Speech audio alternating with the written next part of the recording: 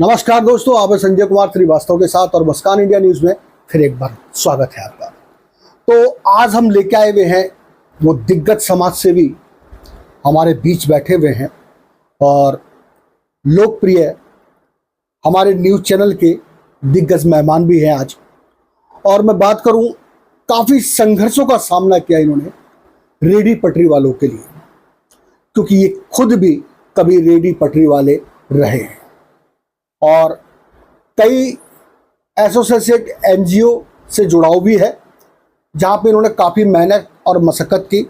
और मैं आपको बता दूं, इतने दस्तावेज, इतने कागज़ इनके पास हैं कि जगह जगह गए, एक दिन में 17 जगह से इन्होंने मोहर लगवाई, काम चालू करवाया और लोगों को काफ़ी सहूलियत भी मिला। तो इनका मुख्य रूप से काम था ताले चाबी वगैरह का, जो रेहड़ी पटरी पे इन्होंने सफ़र तय किया था। और सफ़र वो इन्होंने बाहर देश में भी गए और चारों तरफ घूम घूम के आए, जो बताएंगे अभी कि कहाँ पे कौन सा देश बढ़िया लगा और हमारा हिंदुस्तान भी कैसा लगा। तो हमारे साथ जुड़ चुके हैं सिद्दीकी साहब। आइए बातचीत करते हैं सिद्दीकी जी से। सिद्दीकी जी, बहुत बहुत स्वागत है हमारे मुस्कान इंडिया न्यूज़ में। हमारी पब्लिक आपको देख रही है, तो एक बार पूरा परिचय बताएं। सर, सबसे पहले तो मुस्कान इंडिया का और मैं श्रीवास्तव जी का और जो आपके साथ मेहमान आए, तहे दिल से उनका मैं स्वागत करता हूँ, इस्तकबाल करता हूँ।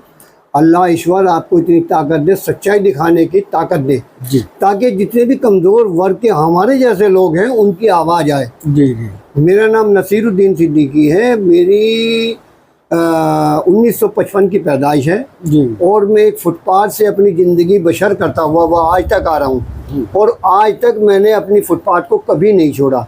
उसी से ही मेरा रोज़गार है, उसी से ही मेरा व्यवसाय है जी। ये मेरी लाइफ है। और अब भी 70 साल की मेरी एज हो चुकी, लेकिन मेरी भावना यही है कि जितने भी सर्व समाज की माताएं, बहनें, बुज़ुर्ग, दोस्त, नौजवान साथी फुटपाथ पर बैठे हुए हैं, उनका कोई उद्योग नहीं, उनका कोई फैक्ट्री नहीं है और वही उनका एक व्यवसाय है कि हम लोग अपना रेहड़ी पटरी पे इज्जत के साथ में गुजारा कर सकें। जी जी। आज देखिए, कांग्रेस का भी दौर था और आदरणीय प्रधानमंत्री जी का मैं यहाँ बहुत बड़ा स्वागत करता हूँ। उनको हाथ जोड़ के मुस्कान इंडिया के माध्यम से उनको प्रणाम करता हूँ। ईश्वर उनको लंबी उम्र दे, क्योंकि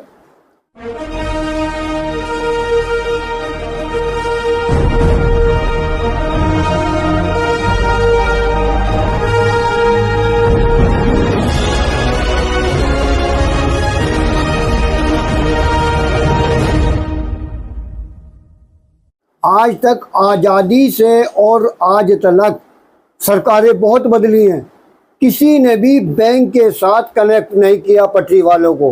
क्यों? कि वो एक गरीब आदमी है, अनपढ़ आदमी है, हमेशा दूर रखा। बैंक के अंदर भी जाया करते थे तो पटरी वालों को कभी नज़दीक नहीं आते थे। आदरणीय प्रधानमंत्री जी ने, श्री नरेंद्र मोदी जी ने उनको प्रधानमंत्री के माध्यम से और एक देश के सच्चे नागरिक होने के माध्यम से उन्होंने अपने साथ वेंडर को जोड़ा, बैंक के साथ जोड़ा।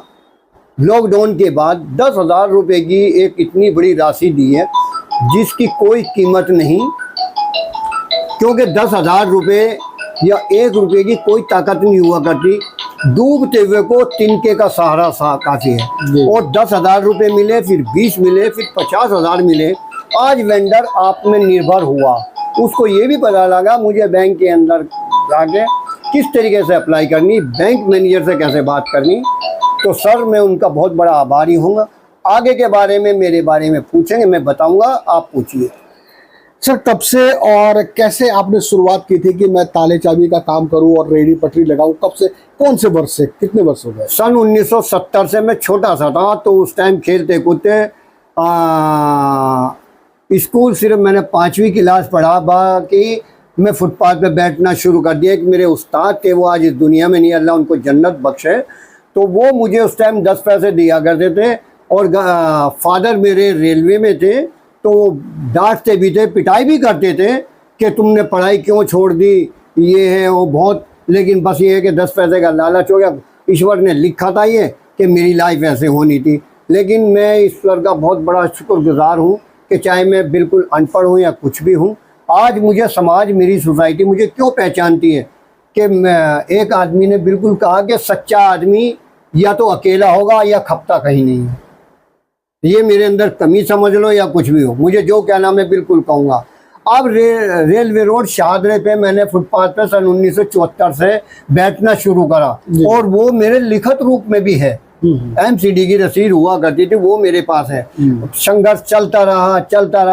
तो उस जमाने में कमेटियाँ भी परेशान करती थी। मुझे वो दिन याद है कि मुझे मेरे फादर ने 30 रुपये दिए और कहने लगा जब तुमने फैसला ही कर लिया तो इज्जत के साथ में कमाओ खाओ और कोशिश यही करना कि इतना ज़रूर हो जाओ कि अपना ख़त और कागज़ लिख सको, पढ़ सको।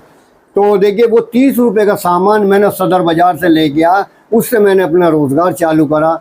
फिर बढ़ते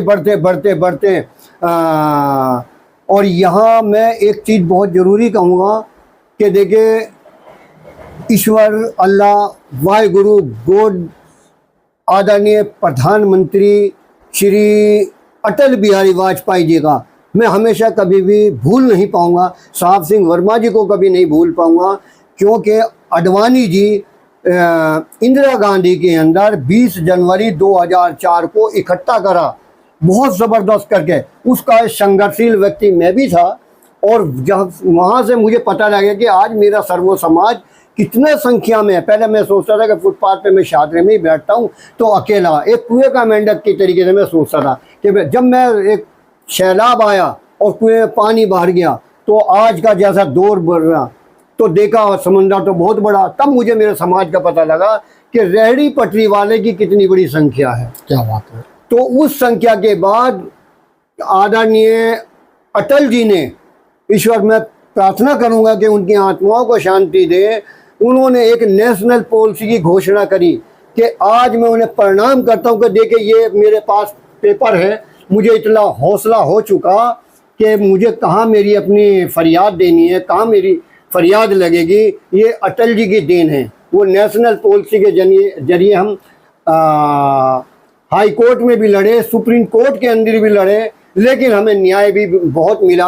और आज मैं आदरणीय प्रधानमंत्री जी से यही कहूँगा, हाथ जोड़ के प्रार्थना करूँगा कि देखिए इस सर्व समाज को आपने वोट ले रहे हैं, लेकिन आज इसको 4x6 में बैठा रहने दीजिए ताकि ये लोगों को दिक्कत ना हो। और देश उन्नति जब भी करेगा जब मेरे पेट में रोटी आएगी। अगर मेरे पेट में रोटी नहीं आएगी तो मेरे सामने वाला कैसे खुश होगा। मैं गलत भी काम करूँगा, मेरा पेट भरा होगा, मैं कुछ नहीं मांग रहा। गवर्नमेंट को हम रोजगार के लिए नहीं कहते हैं, हम खुद अपना जमीन खोदते हैं और पानी पिलाते हैं। लेकिन एक 2008 के अंदर दिल्ली के अंदर शीला जी थी मुख्यमंत्री, वो भी ऊपर वाला उनको स्वर्गवास कर रहे हैं, लेकिन उन्होंने दिल्ली के अंदर विकास करे कि उस वाली बात है कि एक बड़े आदमी ने कहा कि सब्र का फल बहुत मीठा होता है, कि वाकई में ही मैं मानता हूँ। जब खाने वाला नहीं रहेगा तो उसको जायके का क्या पता होगा कि वो मीठा है या फीका है। शीला दीक्षित जी ने रेहड़ी पटरी वालों के लिए कुछ नहीं करा, मैं गारंटी से कह रहा हूँ। और उन्होंने क्या करा था, उसी दौर के अंदर एक कॉमन गेम आए 2010 के अंदर, उसमें एक बहुत बड़ा खिलौना दिया कि ये ई-रिक्शा लॉन्च करने में मैं भी था। और रेहड़ी पटरी वालों को लाइसेंस देने के लिए वो तय करा, लेकिन नहीं, रेहड़ी पटरी वालों को नहीं, कमज़ोर वर्ग को के नहीं, उसमें किसको दे दिए, ये माफिया के जरिए हुआ। एक आदमी की 50-50 ई-रिक्शा चल रही, तो ये कहाँ का तरीका। और फुटपाथ वाला आज भी ज़िंदगी की संघर्ष कर रहा है। जैसे कि मेरे दोस्त आज वास्तव जी आए, उमेश चंद गुप्ता जी, उन लोगों के साथ हम मिलके, सरदार सिंह खोचर जी काफ़ी बुज़ुर्ग हैं, वो मेरे बहुत सीनियर हैं, मैं उनके पैर की धूल भी नहीं हूँ। और आज जो मैं ये शब्द कह रहा हूँ उनकी बहुत बड़ी देन है। मैं शुक्रगुजार हूँ कि ईश्वर अल्लाह मुझे इतनी ताकत दे के मैं अपने बड़ों का सम्मान कर सकूँ। और मुझे वो भी दिन याद है कि आज तक हाई कोर्ट के अंदर मेरा समाज न्याय के लिए तारीख थी। कोर्ट के अंदर याद होगा, हाई कोर्ट में बम विस्फोट हुआ, लाशें मैंने अपने हाथों से उठाई है। मुझे आज भी वो दिन याद आ रहा है जिस मेंढर का मेरे दोस्त का एक तारीख थी, मैंने खुद उसकी टांगे उठा के एक तरफ रखी।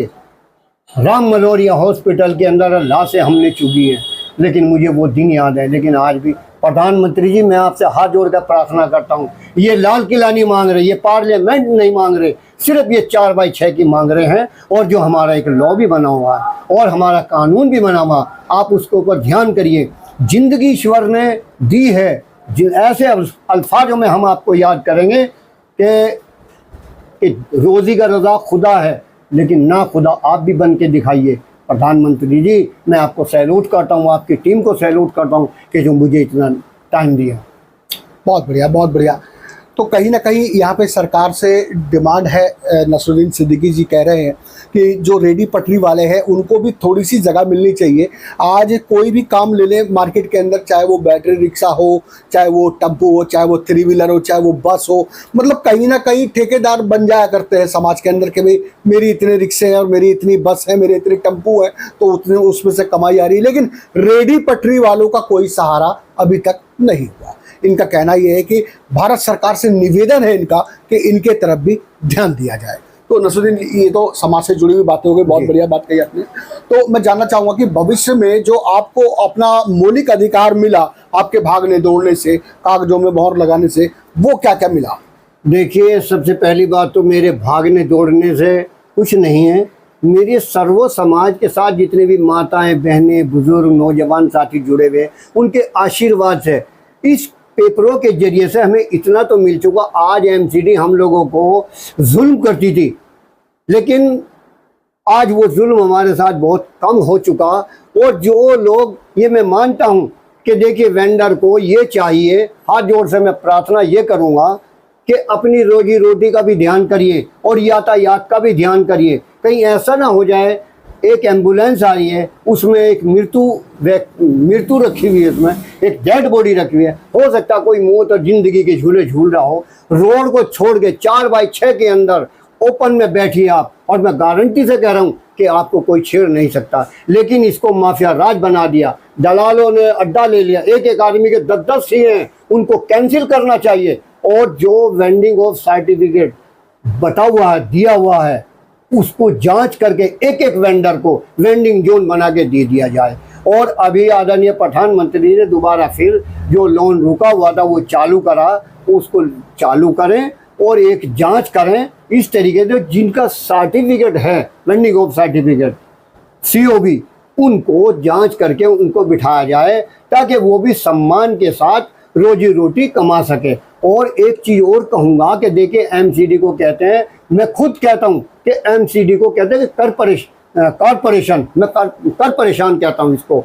ऊपर के जितने भी लोग होते हैं, उनकी जेब में ये दलाली जाती है। अगर गवर्नमेंट वेंडर से शुल्क लेगी कि भाई चाहे वो कितने भी पैसे ले, मार्केट के हिसाब से वेंडर से महीना ले, गवर्नमेंट की आय बढ़ेगी, उनकी भी अपना एक ज़िंदगी होगी और दलाली ख़त्म हो जाएगी, गवर्नमेंट को सहयोग करेगी। बस मैं यहाँ यही कहना चाहूँगा।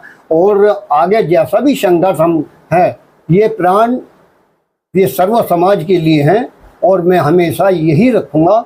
ईश्वर से यही प्रार्थना करूँगा, ए मेरे मालिक, मुझे इतनी शक्ति, इतनी ताकत दे, ताकि जो मेरे सर्व समाज के बहन हैं, भाई हैं, नौजवान साथी हैं, वो उम्मीदें लगाए बैठे हैं, वो कहीं किसी को एक पेपर नहीं दे सकते। उनकी दुआओं के जरिए आज मेरे साथ मुस्कान इंडिया वाले आए हुए हैं, और इनके लिए मैं ईश्वर से, अल्लाह से यही दुआ करूँगा कि ये सच्चाई दिखाएं और इनको ये चैनल एक ऐसा बन के आए कि गरीबों का मसीहा बन के आए। बहुत बहुत धन्यवाद। जय हिंद। यहाँ मैं एक शेर कहूँगा इस पर कि उजाले अपनी यादों के हमारे साथ रहने दो, ना जाने जिंदगी की कब और किन गलियों में अंधेरा हो जाए।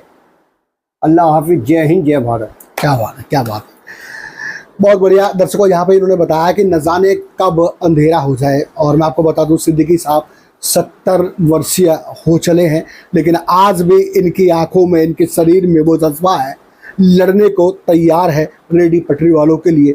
जो सच है वो हकीकत है, और वो आपके सामने है। तो जुड़े रहिए हमारे साथ। संजय कुमार श्रीवास्तव, मुस्कान इंडिया न्यूज़, दिल्ली।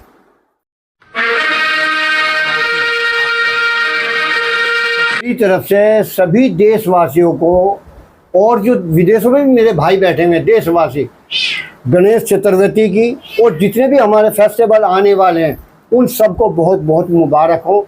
और ईश्वर से ये मैं ये प्रार्थना करूँगा और सभी रेहड़ी पट्टी वालों से ये प्रार्थना करूँगा कि देखिए पंजाब के अंदर, हिमाचल के अंदर, पूरी देश के अंदर आज एक विपदा आई हुई है और आपको कसम है कि आज इस विपदा के अंदर खड़े हो जाइए अपनी अपनी जगह। अगर आपके पास 2 पानी की बोतल का इंतज़ार है ना, तो सबसे गुजारिश करके हाथ जोड़ कर प्रार्थना करके और हम कार्यालय प्रधानमंत्री के में हम जमा कराएंगे, क्योंकि इस देश का अंग हम भी हैं, हम भी अपने देश के लिए सेवा करेंगे। जय हिंद, जय भारत, रेहड़ी पटरी एकता जिंदाबाद।